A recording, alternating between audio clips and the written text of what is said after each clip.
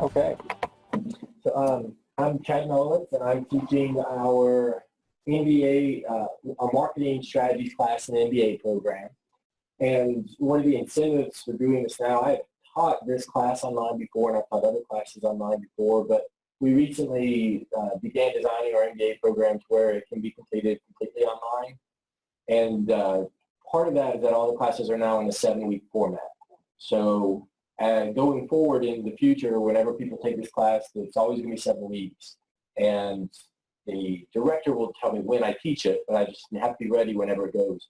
Another emphasis on this is that it's currently, when I teach this in the spring, I have 90 students currently registered, and registration is expected to go up over 200 at any given 7-week period. So I had to think, okay, what can I do to standardize yet be creative and adaptive enough to fit an MBA expectation of people from anywhere in the country? So these aren't just people in Southern Indiana that I have a feel for. They could be from anywhere. Some of them are only lawyers or engineers or doctors. So I had to think, okay, can I be very specific and intentional about and doable, yet challenging? And so this course really helped me do that a lot, both in the design side, but it gave me some structure for thinking about the content and how it would be presented and how I should make decisions of what to include. So the basic design that I've set up, and this is a completely new design approach to me in many ways. Essentially setting up I had never had it as organized with subheaders and divisions, but I think and I've seen that on others as well. Other people have done that. I've really taken into that over time. Another new thing is that, everything from the general getting started, how to move forward, I've been much more intentional in my design now, thinking about it as not just if they can't listen or watch a video first, how can I make sure they get off on the right foot? And knowing that once they get started, they might go in any direction they choose. So what should I have there first? So I wanted to try to be very clear on recommended steps to get started. And then if you're going to go to Module 1, when can you go to Module 2 through 7? And trying to make sure that was all up front. The course then, it is set up by modules. I had decided, since this is a 7-week course, it starts on a Monday and it will always end on a Friday. So it was a big decision for me of when, I tried desperately, you mentioned that thing, not ending on a Sunday. But when I found out the time people would have, and some of the modules require teamwork, some don't, and I thought the best thing I can do for everyone's sanity, at least my first hunch, is everything starts on a Monday and ends on a Sunday. The final module starts on a Monday and ends on a Friday, just so that people who are working full-time, doing this class, Sunday may not be the best time because, like you said, they may not have IT support. I may not be available Sunday morning when they log in at the last minute. But at the very least, they have the consistency of what to expect. So I chose the 7 modules with that design, just based on the design of the course, knowing it's going to last. And then so on the start page, some things that I've added other than the how to get started part of it is also then I have a course introduction video, which is, I use MP4s. I don't do a voice thread, but this can be, they can click on it, it will open a new window they can watch. Since I'm dealing with professionals, if they wanted to learn more about me beyond, I tried to make the course introduction more specific to the class. There's a little bit about me, but if they wanted to go within to LinkedIn or connect that way to continue a relationship with me beyond the class, I wanted to provide that on the homepage. And then, of course, the syllabus and the course event calendar is there as well. Within each module, then, the modules are set up in 2 different ways. One thing I realized about this program that helped me out was thinking about how the modules will relate to each other. Can they be done at the same time? Can students skip around? And what I found in setting this up was I became more intentional in how I designed it. To say, I can tell someone now very clearly, you're going to start out with an intro to theory, then you're going to get an overview of strategy, and then in the module 3, you're going to do a case to see if you can apply that content in an analytical situation. Then we're going to include, now that you've analyzed the business, let's look at the same type of analysis, but include this idea of social responsibility. And then to this point, you're halfway through. You've really hit a lot of the objectives of the course. And then I thought, what is most important in this content area? And I thought it was measuring success, and then branding is a major topic. So I had 2 new topic areas in these modules. And then again, and the last module is just, let's do a case again, applying what you learned in modules 5 and 6. So it's sequence that you're introduced to material in 2 modules, then you have a kind of summative work on that material, kind of putting it all together. And so within the modules that are mostly content-based, it's set up, I try to define very clearly what a learning objective is. Knowing these are busy people, I want to be very as clear as I could on why they learn it. So every time I give a reading or video, I try to always specify within 1 or 2 sentences, why am I asking you to do this? And it's led me to actually take away a lot of stuff that I've asked people to do. So that, you know, they probably don't have to do that to get better at what I'm asking them to do.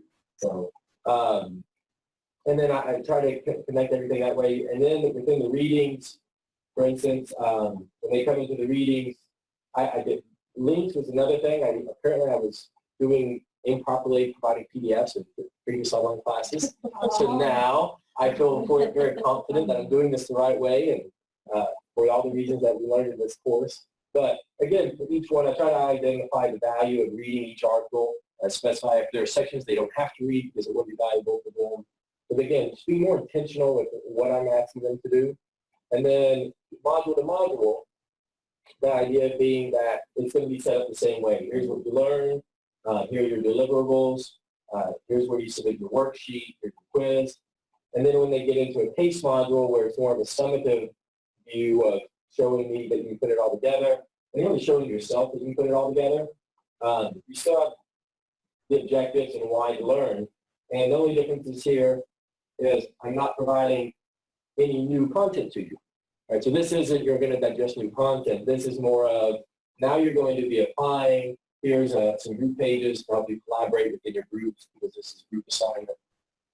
Again, it's a group assignment because with 100 people, I cannot, 1 week turnaround and really give enough feedback on an in-depth analysis to 100 papers. And also it helps with the peer-to-peer learning. Hopefully I provide this and I have them introduce themselves to their team in Module 1 as an assignment using the discussion board.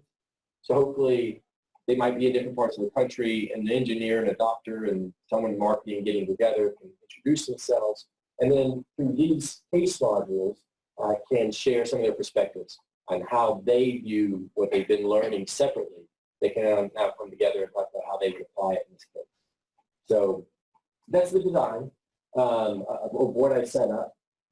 And then the reflecting on it, one thing I'm realizing is my view of online learning is changing, basically all the time. So this was an experience that I had a lot of changes.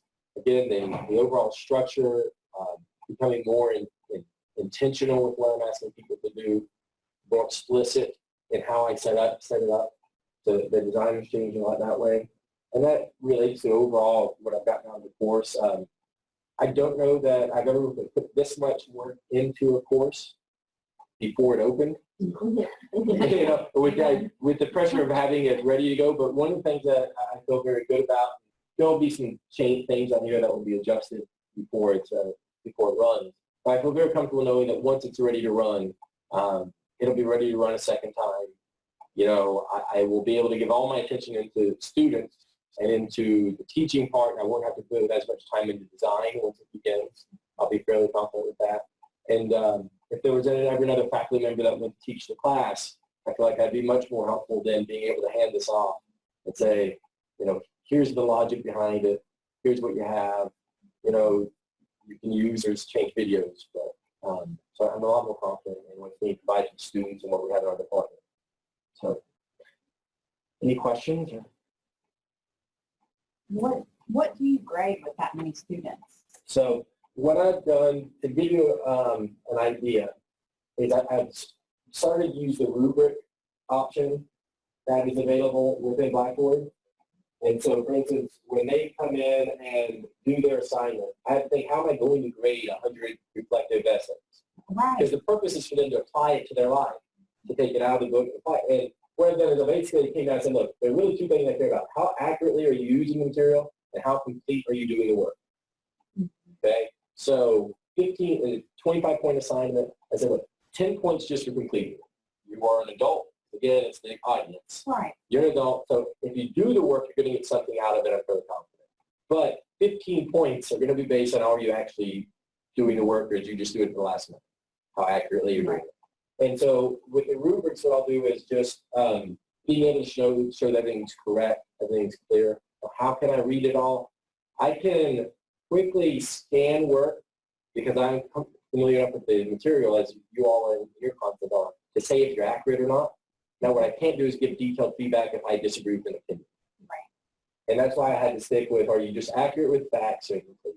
What I can't do in this context is provide detailed guidance and growth on molding opinion. Right.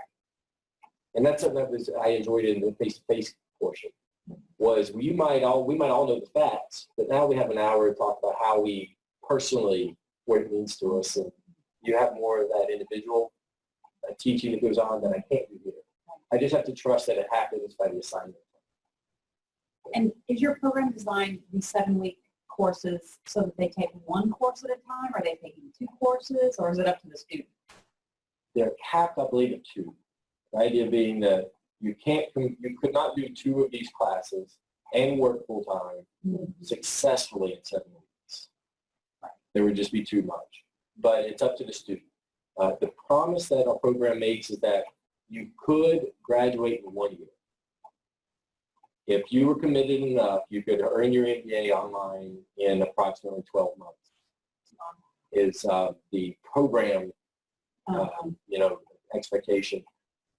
We just began the program, so I don't have any numbers of how many people will do that. But again, it would be very difficult. You'd have to be very committed because you'd be taking 2 of these every 7 weeks the entire year round. So. And do you have a face-to-face option anymore, or is it just an online MBA? We currently have a face-to-face option.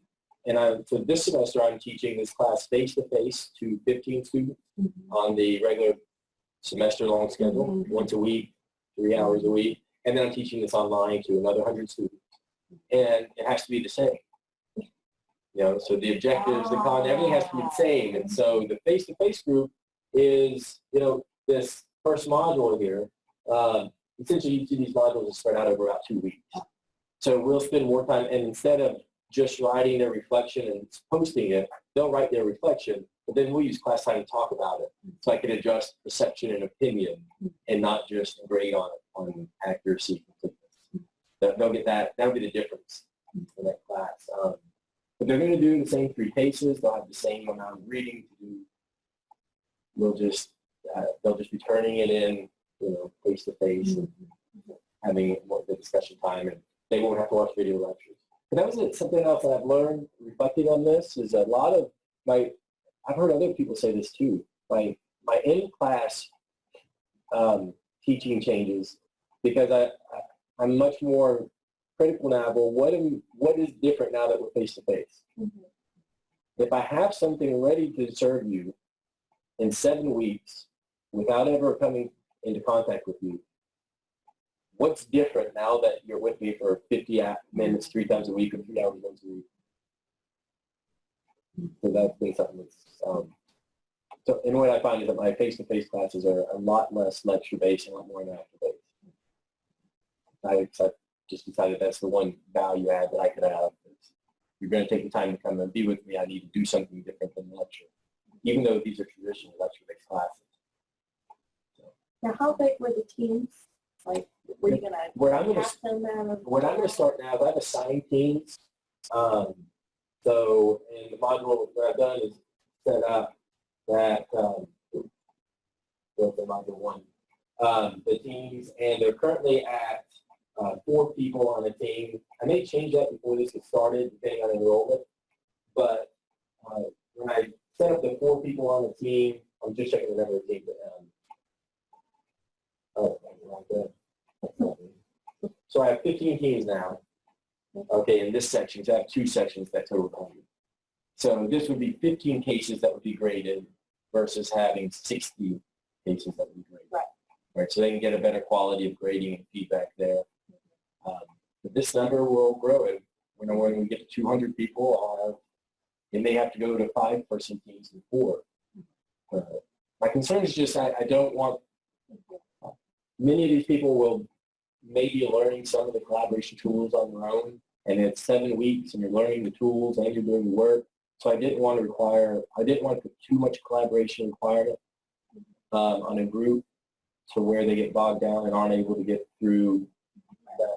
But one of the ideas, suggestions I got from Laura, thank you, Laura, was I actually have them introduce themselves and get started on the teams in Module 1. Even though they don't work on the first team assignments Module 3, they're connected. And that's their self-introduction rather than self-introduction to the class. It's a self-introduction to the team.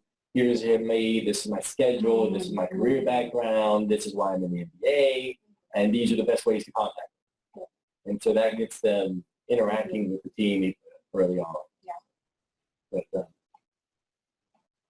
it'll be fun.